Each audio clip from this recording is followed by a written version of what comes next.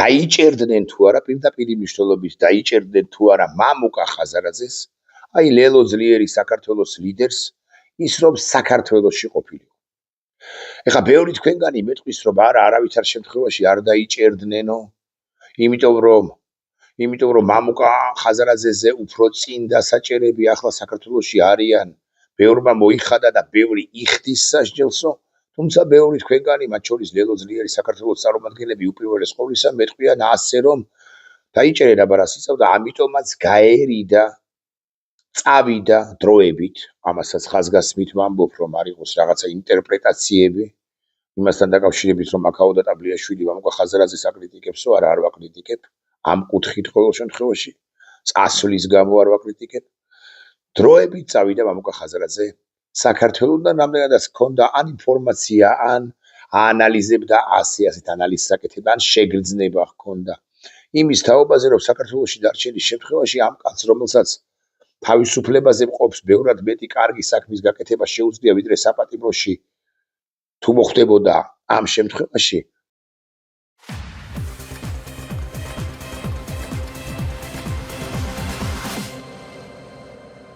გადაცემის პარტნიორია კოკა-კოლა. მამუკა ხაზარაძე ჩანს დროებით წავიდა, დროებით ხაზგასმით ვამბობ, გავიდა საქართველოსთან და ეს დროებითობა უგრძელდება მასაგე უკვე ოქტომბრიდან არა, ნოემბრიდან ვიან გაიჩნდა. ნოემბერი, დეკემბერი, იანვარი, თებერვალი, მარტი, აპრილი, მაისი, მე-7 თვე მიიწურება და შესაბამისად 5 თვეში 1 წელი გავა, მას შემდეგაც მამუკა ხაზარაძეს საქართველოს მიწაზე ფეხი არ დაუდგას. ეს არ არის პრობლემა. მაგრამ მე ავყვები ჩემი კოლეგის ნინო ჯანგირაშვილის ამ რიტორიკას. კარგი იქნებოდა თუ სხვა ფორმით დავსვა უბრალოდ თქვენის ნებართვით ამ კითხვას.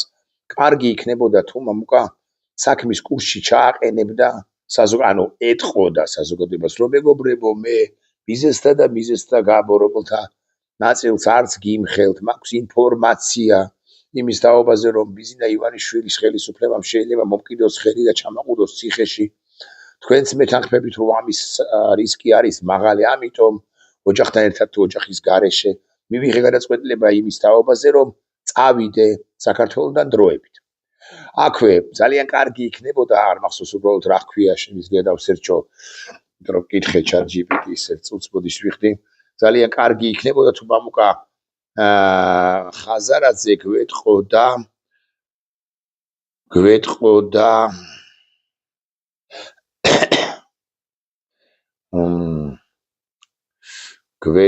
და ვეღარ ნახულობ სიმართლე გითხრათ, სად არის ეს, რაღაც ისტორიაში უნდა ჩანდეს თითქოს.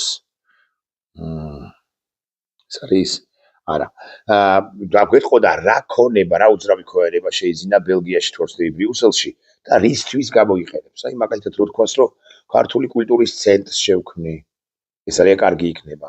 აქ მე დავპატიჟებ ხოლმე რაღაც თეატრალურ დასებს, სპიკერებს, მოვაწყობ ლექციებს, საჯარო შეხვედრებს, აქ ვიმსჯელებთ და სწორედ აქ ვიმსჯელებთ ჩვენ ქვეყნისთვის საჯილბოროტო საკითხებზე და ასე შემდეგ და ასე შემდეგ. აქვე ერთ უცნაურეს სიტყვას ვიტყვი, რომელსაც გაიკვირვებს ალიანსის ზოგი წარმომადგენელი. მე პირადად ახლა უკვე იმ აზრზე ვარ, ოღონდ იმ შემთხვევაში თუ ეს პოლიტიკური სუბიექტები შეჯერდებიან, ცოტა არაპოპულარულ აზრს ვიტყვი და ქართული ოცნების მოწინააღმდეგე ოპონენტი ალიანსის ზოგიერთი წარმომადგენელი მაინც გამაკრიტიკებს ამის მიუხედავად. ახლა უკვე იმ აზრის ვარ, რომ ჩვენ გადავფურცლოთ გარკვეული შეცდომები ჩემი მოსაზრებით და შეებულების სწორედ მამუკა ხაზარაძის მიერ 4 ოქტომბერს 2025 წლის არჩევნებში მონაწილეობას მე შეცდომად ვუთვლი დღემდე მას, მაგრამ გადავფურცლოთ ეს, გავიაზროთ, მაინც და მაინც კი არ ვაღიაროთ შეცდომები როგორც ასეთი. არამედ უბრალოდ გადავფურცლოთ და ვთქვათ, რომ ერთიანი სტრატეგიით გავდივართ უკვე ამ პოლიტიკურ ბრძოლაში და არ მინდა ცოტა ნაჩქარევად გამომივიდეს, მაგრამ კარგი არ იქნებოდა ცუდი, კარგი იქნებოდასაც არ ვიტყვი თქვენის ნებართვით, არ იქნებოდა ცუდი თუ ალიანსი, რომელშიც 9 პოლიტიკური სუბიექტია და რომლის მომავალი სიგნამალის პასუხია გაურკვეველია, უკვე 26 მაისის, ანუ ხვალინდელი დღის შემდეგ და ღმერთმა ქნას, რომ ალიანსი როგორც ასეთი შინარჩუნდეს, ალიანსში ერთგვარი ფორმით შევა ძლიერი საქართველო, და შევა ჯერ საქართველო. აი ვიქტორ ყიფიანის მიმართაც შემიძლია ვიყო რასაკვირველია კრიტიკული და მასეც თქვა რაღაც 2-3 ძიმე სიტყვა, მაგრამ ვიქტორ ყიფიანს ყავს სულ მინიმუმ რასაც ვისაც მე ვიცნობ 2-3-4 თანაგუნდელი, მაგალითად გენერალი კაპანაძე, მაგალითად გიორგი ტუმასიანი, შესაძლოა და ნამდვილად ცხების გიორგი ანთიძე, რომლებიც კარგი რესურსი იქნებოდნენ და ალიანსში თუ იქნებიან ისინი, ისე როგორც ლელოზლიერი საქართველო, არ იქნებათ სული სხვა შორის იგივე ასეთავად ვერ ვამბობ მაინც პარლამენტში მაინც უკვე შესულ გახარიას ჯგუფზე, გახარია მაინც პირდაპირ მნიშვნელობით აფილირებული იყო ხას უსვა ვიქტორ ყიფიანზე ბევრად მეტად იყო აფილირებული ქართულ ოცნებასთან, პრემიერ-მინისტრი იყო კაცი და გახარიას შესვლას ალიანსში არ ჩქარობ რომ ვისურვო გახარიას შესვლა ალიანსში, მაგრამ აი მამუკა ხაზარაძესა და ალიანსს შორის კარგით ასე ვიტყვი დიალოგი თუ დაიწყება ვიქტორ ყიფიანსა და ხაზარაძესა და ალიანსს შორის დიალოგი თუ დაიწყება საერთო სტრატეგიაზე წარსული შეცდომების გადააზრებით მაინც და მაინც აღიარებით და ბოდიშის მოხდით კი არა ხო შევწდი ან მე ან შენ და დანაშაულებით კი არა, არამედ რაღაც საერთო სტრატეგია იქნება ჩამოყალიბებული. კარგი იქნება, იმიტომ რომ შეიძლება მართლა ჩაგირიშთოს ამ ივანიშვილმა ეს არჩევნები და მე აღმოჩნდება რომ ერთი გადის, მეორე არ გადის და ისევ ეს რაღაც კონფლიქტია ამ სუბიექტებს შორის.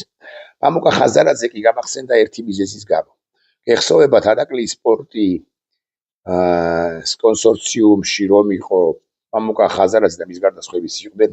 ეხსოვებათ ის დრო, მამუკა ხაზარაძეს გახსენებული აქვს ამგვარი ამბავი შეხვედრა ივანიშვილთან. და ივანიშვილთან ვისაუბრეო თქვა ხაზარაძემ მაშინ.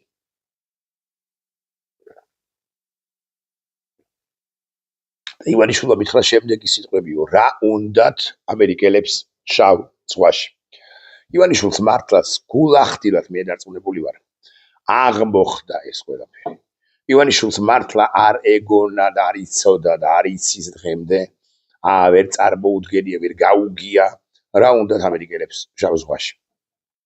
მას ვერ გაუგია რომ შავი ზღვა ადრე იქნება თუ გვიან და უფრო ადრე ვიდრე გვიან, უნდა გარდაიქცეს ნატოს ზღვა. ანუ ეს არ უნდა იყოს რუსეთის შიდა ზღვა თუ ტბად წოდებული შიდა ზღვა, სხვა წოდებული ტბა თუ გნებავთ პირიქით თქვა, რომელსაც აკონტროლებს რუსეთი. ყველაფერი საბოლოო ჯამში მიდის აქეთკენ, რომ რუსეთის შავ ზღვაზე გასასვლელი სახმელეთო სანაპიროდან ხმელეთიდან სულ რაღაც 7% დაიდოებს.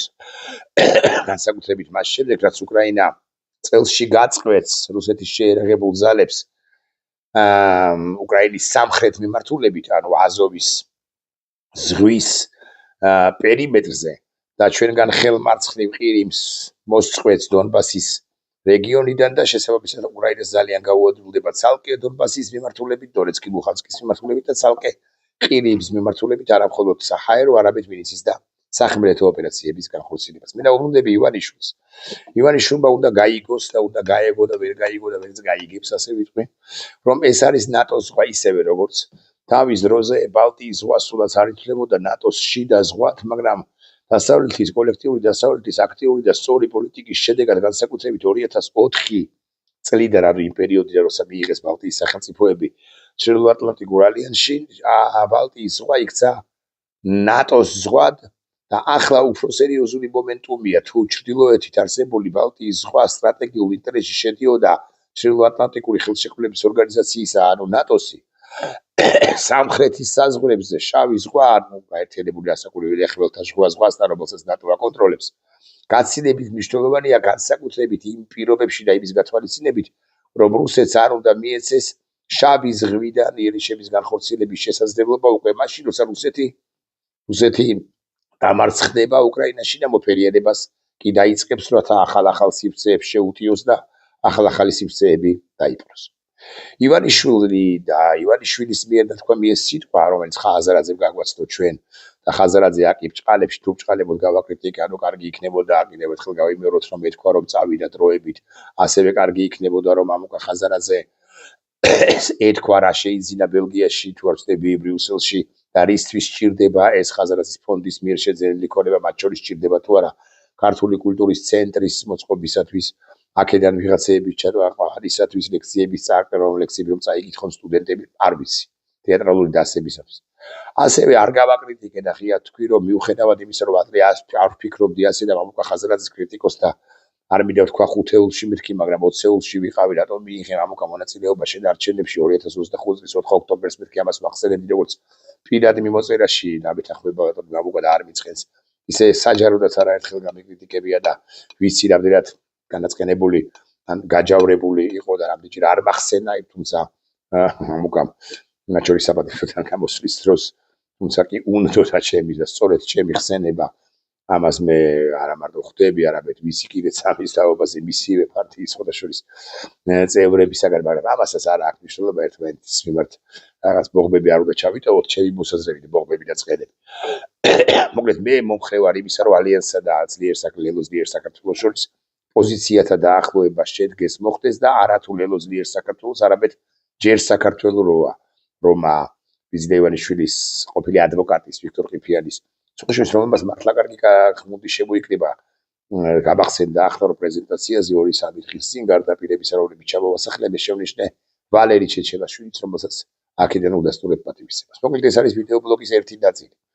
მეორე ნაწილი კი ივანიშვილს ეხება ოღონდ სხვა კუთხით. ბიზნე ივანიშვილს ნათქვამი ახლა გითხარით რომ რაუდათ ამერიკელებს შავ ზღვაშიო და ახლა შესაძლოა ფრიად გაჯავრებული და გაბრაზებული არის იმასთან დაკავშირებით რომ მარკო რუბიო კავკასიაშია შემოსული. რა უნდა მარკო რუბიოს სომხეთში უკვე მეორედ. მარკო რუბიო კი პირველად არის ამდენადაც მახსოვს. მაგრამ ამერიკელთა დელეგაციის უმაღლესი თანამდებობის პირები მეორედ სტუმრობენ ბოლო 5 თვეში სომხეთის რესპუბლიკას და რა უნდათ ამერიკელებს სომხეთშიო შეიძლება ამასაც კი კითხულობს აბასტუმრის უღრანებში გამაგრებული ოლიგარქი ივანიშვილი, რომელსაც ვერ გაუგია რომ სოფლიო გადატვირთვისთვის და სრულიად ახალი გეოპოლიტიკური წესრიგისათვის ემზადება და წესრიგისათვის სისტემისათვის ემზადება და ერთ-ერთი საკვანძო მომენტი, ისევე როგორც რუმინეთში იყო ეს საკვანძო მომენტი, როცა ვერ გაამარჯვებინეს რუსულ ძალებს. ასეთი საკვანძო მომენტი იყო ახლა ხან აპრილის 10 რიცხვში, აპრილის 12 რიცხვში. აქვია იმას უნგრეთში, როცა ტროას ცხენი ორბანი მოიცილა კოლექტიურმა დასავლეთმა და უნგრელმა ხალხმა პირველ ყოვლისა უნგრეთის სათავეებიდან და შედარებით ადეკვატური თემის ნებართვით მაინც მოგზაურებული ვიქნები ორბანის მოწინააღმდეგე მადიარი მოიყვანა უნგრეთის მოვიდა უნგრეთის სათავეში. აი ესეთი საკვანძო მომენტი არის ახლა კავკასიის რეგიონში და მარკო რუბიოს ჩასვლის ხვალ 26-ში ჩვენი დამოუკიდებლობის დღეს იქნება რუბიო სომხეთის რესპუბლიკაში ჩასვლის მიზეზი სწორედ ის არის, რომ სომხურ საზოგადოებას გაუგზავნოს სიგნალი მთავარი, რომ ამერიკის შეერთებული შტატები სომხეთის გვერდზე იდგება. ოღონდ სომხურმა საზოგადოებამ უნდა თავადაც მიიღოს მნიშვნელოვანი გადაწყვეტილება და რევანშის შესაძლებლობა არ მისცეს რუსულ ძალებს, რუსეთს სომხეთის რესპუბლიკაში. კარგად უნდა გავიგოთ. თუ მიზეზთა გამო, მე მგონი რომ ასე არ მოხდება, მაგრამ მაინც. თუ მიზეზთა გამო ფაშინიანის ხელისუფლება დამარცხდება, ფაშინიანი დამარცხდება 7 ივნისის არჩევნებში, ნოემბერი ხო არ წავომწდა. 7 ივნისის არჩევნებში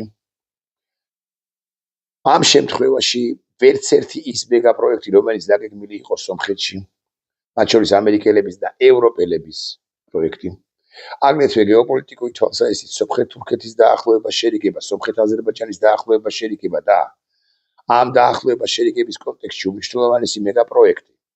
ამ პროექტს ქვია ტრიპის პროექტი ტრამპის გზამშვიდობისა და კეთილდღეობისაკენ, რომელსაც უსაფრთხოების კომპონენტის ექნება უთუოდ და უსათუოდ, უბრალოდ ვეღარ განხორციელდება. კავკასიაში ყოველგვარი სისხლის დაღვრის გარეშე დარჩება და ბრუნდება რუსეთი. მე მკითხავთ თქვენ აზერბაიჯანს გააკონტროლებს თუ არა, მე გეტყვით რომ ვერ გააკონტროლებს. აზერბაიჯანი ერთ-ერთი თავადაც თვითქმარი სახელმწიფოა და მის ზურგს უკან თურქეთი მაინც დგას, მაგრამ ის რომ აზერბაიჯანს ვერ გააკონტროლებს და კავკასიის რეგიონის ახლა უკვე იმ შემთხვევაში უკვე 2-13-ში იქნება შემოსული, ანუ საქართველოში შემოსულია და სომხეთში იქნება. ეს აზერბაიჯანსაც უბიძგებს ერთგვარი პოლიტიკის და ბალანსებისაკენ. ამიტომ პრინციპულად მნიშვნელოვანია, ხა ივანიშვილს ვუხსნი გამოდის და ივანიშვილის მომხრეებს, რომ სომხეთში ფაშინიანმა გაიმარჯვოს. და პრინციპულად მნიშვნელოვანია, რომ ამერიკელებს შემოსულს კავკასიის შავ ზღვაზე და კავკასიაში ჩვენ ადეკვატურად ვუპასუხოთ და მათ სურვილებს მათ სტრატეგიულ ინტერესებს უფრო ზუსტი რო ვიყო და ჩვენც ამ ფერხულში აღმოჩნდეთ, თუმცა ბაგლახთა სამწუხაროდ ვიცით ივანიშვილის პირობებში ფერხულში ჩვენ ვერ აღმოჩნდეთ. ფერხულში რომ აღმოჩნდეთ, ამერიკის შეერთებული შტატების სახელმწიფო დელეგაციის სახელმწიფო დეპარტამენტის დელეგაცია არა რუბიოს, არამედ მოადგილის თანაშემწის მოადგილის დონეზე. ჩამოსულები არიან ახლაც თბილისში იმყოფებიან და ისინი გაგიკვირდებათ და არ გაგიკვირდებათ დარწმუნებული ვარ ელაპარაკებიან საქართველოს დე-ფაქტო ხელისუფლებას განსაკუთრებით ანაკლიის ღრმაწყვოვან პორტს, რომელიც ხსენებულმა მოგა ხაზარაძესთან ფრიად ახლო კავშირში კი არა ნაცნობი თემა. მამუკა ხაზარაძე იყო მათ შორის, ვინც ინიციატივა გამოიჩინა ბოლო ხანს. აღარ გავიხსენებ იმ პერიპეტიებს როგორ და რატომ, რომ ტრამპის სპორტი დაერქვას ანაკლიის ღრმაწყვოვან პორტს კარჩოლებრივი ინიციატივა, კლავი მეორე აღარ გავხსნი იმ შხილებს, რომელიც ერთხელ უკვე გავხსენი და როგორ მოხდა ეს ყველაფერი. ამაზე აღარ შეგაწყენთ თავს, ანუ რატომ მოხდა, როგორ მოხდა, მე შუაში ვარ ამ პროცესში, რა შუაში ვიყავ. არა აქ ხა ამას პრინციპული მნიშვნელობა არ გიგითხარით, რომ მე ვივიწყებ ამ ერთგვარ გაუგებრობებს მეთქი. თუ ეს გაუგებრობები როგორც ასეთი არსებობდა. ხო და ტრამპის სპორტი ერქვა თუ ანაკლიის სპორტი თუ ლაზიკის სპორტი, მიშა სააკაშვილის ეულებრივ დივერსიას გავიხსენებ, სახელდებას გავიხსენებ ამ სპორტისა. ხო, მნიშვნელობა არ აქვს. თავარია რომ აშენდეს. ამერიკელები მიუხედავად იმისა, რომ ჩინეთთან გარკვეულწილად დაალაგდა ურთიერთობები, მაინც არ არიან ყაბულ და თანახმა, რომ აქ ამ პორტში იყოს განხორციელებული ინვესტიციები ჩინეთიდან. აქედან გამომდინარე ამერიკელები ახლა თუ მაინც და მაინც ვინმე საინტერესებს რა უნდა რუბიოს სომხეთში ან ზოგადად კავკასიაში. ან ამერიკის შეერთებული შტატები რას ელაპარაკება საქართველოს დე-ფაქტო ხელისუფლებას, ის ელაპარაკება მათ შორის იმასაც, რომ ანაკლიის სპორტი როგორღაც უნდა დაათმობინოს, არც უნდა მიეცა და როგორღაც უნდა დაათმობინოს ჩინეთის მხარეს, რომელსაც 59% აქვს. თუნდაც ეს ძვირი დაუჯდეს საქართველოს ხელისუფლებას. საქართველოს ხელისუფლება ამაზე თანახმა თან არის და თან არ არის. ამასობაში დრო მიდის. და ირაკლი კობახიძე კი გვპირდება, რომ 29 წელს ჩვენ მივიღებთ პირველ გემებს ანაკლიის ღრმაწყვოვან პორტშიო, მაგრამ ტყუილი ამბავია ეს. ისევე როგორც ძალიან ბევრ ტყუილს გვაკადრებს ხოლმე საქართველოს დე-ფაქტო ხელისუფლება, ან ხელისუფლების უმაღლესი წარმომადგენელი ირაკლი კობახიძე და პერსონალურად ბიზნე ივანიშვილი, რომელიც არ ჩანს, მაგრამ სწორედ ბიზნე ივანიშვილი ლაპარაკობს, როდესაც ჩვენ ბიზნე ივანიშვილი დგას მათ უკან, როდესაც ჩვენ თვალყურს ვადევნებთ ასე მაგალითად კობახიძის თუ პაპუაშვილის საჯარო გამოსვლებს ამა თუ იმ მნიშვნელოვან საკითხებს. ამერიკელების ინტერესი არის თუ მაინც და მაინც ახლანდელზე ვილაპარაკებთ ამ პროცესზე, რომ ანაკლია დათმოს ჩინეთმა. ანაკლია დაათმობინოს ოფიციალურად და დაათმობინოს ჩინეთს საქართველოს მხარემ და გაგიკვირდებათ და ამერიკელები ამ შემთხვევაში ეცდებიან, რომ ჩინეთი ამ კომპანიამ ყოველ შემთხვევაში რაღაც საერთაშორისო დავები არ წამოიწყოს საქართველოს დე-ფაქტო ხელისუფლების წინააღმდეგ გადამომეცი და მართლმე მე ამ ანაკლიის პორტის პროექტზე. ამერიკელები ჩაერევიან, ეცდებიან ყოველ შემთხვევაში ჩარევას, რომ ეს არ გააკეთოს ჩინური მხარემ, მაგრამ რომც გააკეთოს, ამერიკელების შემოსვლის მთავარი საწინდანი პორტში ირიბად. თუნდაც ერთ-ერთი არაბული სახელმწიფოს ან სინგაპურის ან აზერბაიჯანის სახელით ან თურქეთის სახელით. შემოსვლის საფუძველთა საფუძველი იქნება თუ ჩინელებს ღიად ეთქვიათ. აი ამაზე ელაპარაკება ამერიკული მხარე. მოცემულ ეტაპზე საქართველოს დე-ფაქტო ხელისუფლების წარმომადგენლებს სხვა რამდენიმე საკითხთან ერთად, რომელთა შორისაც არის სამხედრო კომპონენტი, როგორც ასეთი და სამხედრო მიმართულებით კავშირების არ გაწყვეტა შეერთებულ შტატებსა და საქართველოს შორის, ხოლოს ეს ამ თვალსაზრისით უნდა ვიყოთ დამშვიდებულები. ამერიკის შეერთებულმა შტატებმა გასულ წელს ერთი და წელსაც ერთი სამხედრო წმები ჩაატარა ერთობლივი ბრიტანელებთან და სხვებთან ერთად საქართველოში და ქართველი ჯარისკაცებიც იღებდნენ მონაწილეობას. ამერიკა ყველაფერთან დაკავშირებით გაწყვეტს ურთიერთობას ამ არაადეკვატურ საქართველოს დე-ფაქტო ხელისუფლებასთან, მაგრამ სამხედრო მიმართულებით თანამშრომლობაზე წვრთნები იგულისხმება, გარკვეული ერთობლივი პროგრამები იგულისხმება, გადამზადების პროგრამები იგულისხმება და ასე შემდეგ. არ გაწყვეტს, ოღონდ აქაც ერთი ნიუანსია, უშუალოდ ივანიშვილი უნდა იყოს ადეკვატური და ჯერჯერობით ადეკვატურია, მეთქი თუ ვიტყვი ასე, ყოველ შემთხვევაში ჯერჯერობით არ გაუწია ბრძანება იმის თაობაზე, რომ სამხედრო მიმართულებით თანამშრომლობა შეწყდეს, გაწყდეს შტატებთან საქართველოსი. ხო. რა უნდა ამერიკელებს შავ ზღვაში? რა უნდა რუბიოს სომხეთში? რუბიო მთავარ სიტყვას იტყვის სომხეთში სწორედაც რომ ხვალ. იტყვის რომ დაუჭირეთ მხარი ირიბათ იტყვის. დაუჭირეთ მხარი მარკო რუბიო იტყვის ამას ნიკოლ ფაშინიანს. ამის შემდეგ ამერიკული ინვესტიციები არა მარტო შენარჩუნდება ნაზის დაკპირდით, არამედ გაიზრდება კიდეც. ამის შემდეგ თქვენგელით უმნიშვნელოვანესი დღე რეფერენდუმის, როცა საბოლოოდ უნდა მოიკვეთოთ სიმსივნე კონსტიტუციოდაც გააბაგროთ ეს სიმსივნე მთლიანი ყარაბაღის სახით კონსტიტუციაში უნდა ჩაწეროთ, რომ თქვენ არაგვაქვს ტერიტორიაზე პრეტენზია და არ არის თქვენი. ამის შემდეგ საბოლოოდ გააფორმებთ ხელშეკრულებას სამშვიდობოს აზერბაიჯანთან და წამოვა ახალ-ახალი ინვესტიციები. სომხეთი იქნება და ბევრად დაწინაურებული ქვეყანა, მრავალი კუთხით საქართველოსთან იმართებაში, დემოკრატიის კუთხითაც გაგიკვირდებათ და ეკონომიკური წინსვლის კუთხითაც რეალურ წინსვლას გულისხმობ და არა ფეიქ წინსვლას, ფეიქ მონაცემებს, რომელსაც გვთავაზობს ხოლმე ირაკლი გობახიძე. და სხვა მიმართულებებით რომ ვიცოდეთ მაინც, მაგრამ სომხეთი ვერ გახდება ევროკავშირის წევრი. მანამ სანამ საქართველო ვერ გახდება ევროკავშირის წევრი, რომ ვიცოდეთ მაინც. მიტომაც ამბობს პრემიერი ფაშინიანი. საქართველოს უნდა ჰქონდეს დამოუკიდებელი პოლიტიკა. საქართველოს უნდა აწარმოოს სუვერენული პოლიტიკა და სუვერენულ პოლიტიკას რო აწარმოებს, უკვე ამის შემდეგ ხელჩაჭიდებული სიარული ევროკავშირის სივრცისაგან გაცილებით იოლი იქნება ორივე ქვეყნისათვის. მანამდე, სანამ ეს ხელჩაჭიდება მოხდება და მოხდება უსათუოდ, მანამდე და ვიცოდეთ მაინც და ღიად გეტყვით ამასაც, მანამდე სომხეთი მიიღებს იმას, რაც შეიძლება საქართველოს დაკარგოს და საქართველოს გაგიკვირდება და შეიძლება დაემუქროს ევროასოცირების და კონკრეტულად ხვატაყურის მოცველი სავაჭრო ხელშეკრულების გადახედვა ევროკავშირის სივრცესთან და საქართველოს უნდა შეიძლება დაემუქროს უვიზო რეჟიმის დაკარგვა ჩვეულებრივი მოქალაქეებისათვის. გულახდილად გეტყვით, რომ მე მგონია, რომ ერთის და მეორის შანსი დაბალია, მაღალი არ არის. მაგრამ წინ რო ვერ წაიწევს საქართველოს დამასობაში სომხეთი წამოგვეწევა, ესეც ფაქტია და მე მაინც უნდა ჩავჭიდოთ ერთმანეთს ხელით, 22 წლის გაფართოება თუ შედგება როგორც ასეთი და 30 წელსაც ვინც ის და იქნება მიუსწროთ ერთმანეთს და მეორებას, თუმცა პრაქტიკულად წარმოუდგენელი მგონია, ვიაროთ ერთად ევროკავშირის სივრცისაკენ. ოღონდ კარგად უნდა გვესმოდეს, რომ ბიზინა ივანიშვილი დაასვამს ამ საკითხს. ხმამაღლას დაასვამს. რა უნდათ ამერიკელებს სომხეთში, რა უნდათ ამერიკელებს შავ ზღვაში, რა უნდათ რატომ უნდა გადავცეს შეფარვით თუ ირიბათ ანაკლია ამერიკელებს, თუნდაც აზერბაიჯანულ ან სინგაპურის რომელიმე კომპანია ან არაბულ, მოკლედ არაჩინელებს, მოდი ასე ვიტყვი, არაჩინელებს, რომლებიც რუსეთთან ახლო ურთიერთობაში ან უკვე არიან ან იქნებიან და ასე შემდეგ. თუმცა უმეტესად 9%-იანი წინსვლა მაქვს. ეკონომიკურ.